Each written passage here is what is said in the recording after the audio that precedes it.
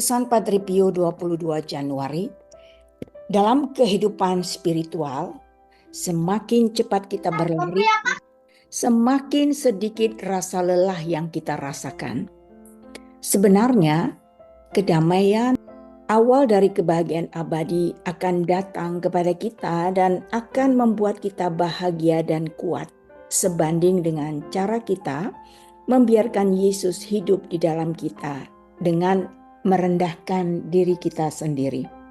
Pesan Padre Pio hari ini adalah pesan yang dituliskan Alberto Delfante per la Storia, Padre Pio da Pietrelcina, tahun 1950. Pesan hari ini mengandung pesan yang mendalam tentang kehidupan spiritual. Ada beberapa makna dan juga kaitannya dengan kitab suci dan refleksi kita nantinya. Yang pertama, kita melihat semakin cepat kita berlari, semakin kurang rasa lelah kita. Dalam kehidupan spiritual, semakin kita menyerahkan diri kepada Tuhan dan berusaha dengan sungguh-sungguh untuk mendekatkan kepadanya, semakin besar pula rahmat yang kita terima.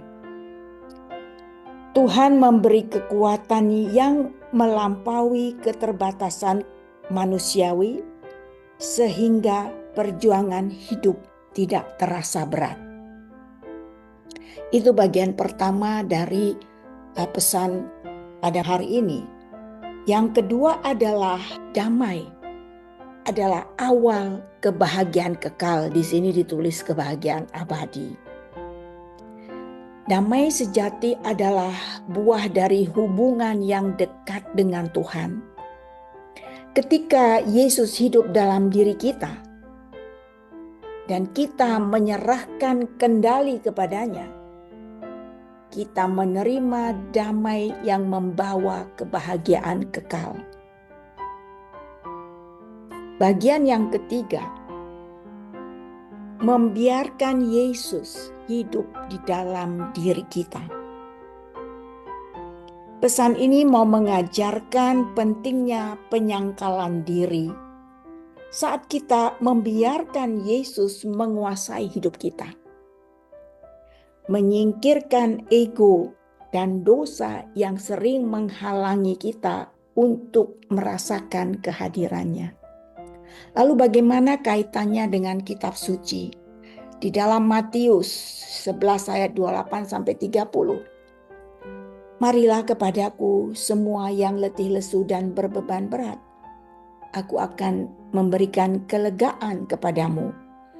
Pikulah kuk yang kupasang dan belajarlah kepadaku karena aku lemah lembut dan rendah hati. Dan jiwamu akan mendapat ketenangan sebab kuk yang kupasang itu enak dan bebanku pun ringan. Pesan ini mengingatkan bahwa Yesus memberikan damai dan kekuatan kepada mereka yang datang kepadanya.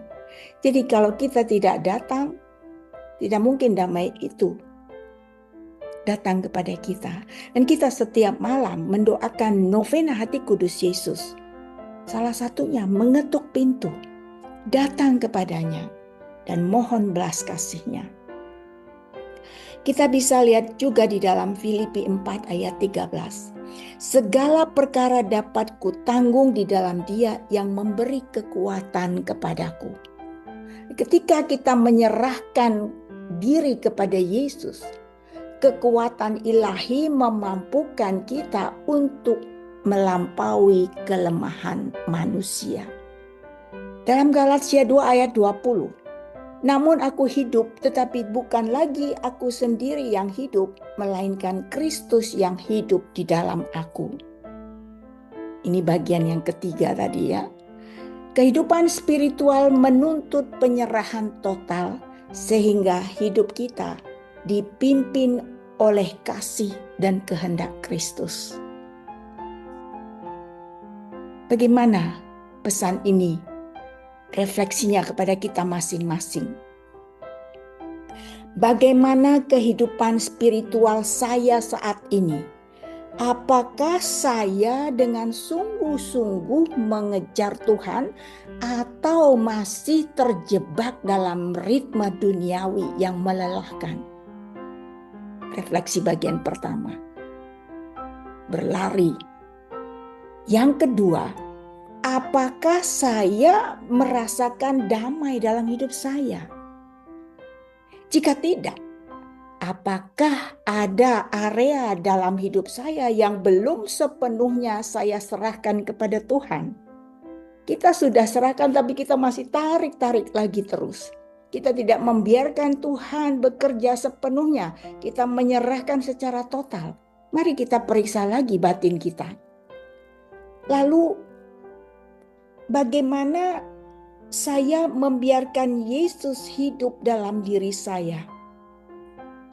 Apakah saya berjuang untuk mengatasi ego, dosa, dan kesombongan sehingga Kristus dapat lebih terlihat melalui tindakan dan kata-kata saya?